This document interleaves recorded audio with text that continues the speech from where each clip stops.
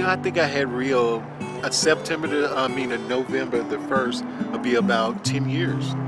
And just having him around, it made me feel like I can go somewhere and I didn't feel like I was alone. I like the fact that I could take him into a store and I don't feel like I have to have someone else attend me other than my service dog. So the confidence level definitely went up. And my social life changed just by having him in my life. So I guess it made me more approachable as a wheelchair user. Well, it became a beautiful relationship.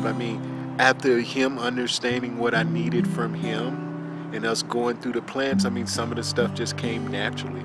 Just like walking into a post office or something. Instead of me giving him the command to push the button, he just pushed it naturally because he knew that's what I was going to ask him. Well, since I had him, just taking him to the vet every year and making sure he has his annual checkups. And, just following the advice of my vet. And maybe about 6 months ago, she thought maybe I should start stepping him down. So that's when I went into planning, trying to find him someone, a comfortable home that he could go to and just be a dog. And I think with the work that he had given me and his service, I think he deserved that.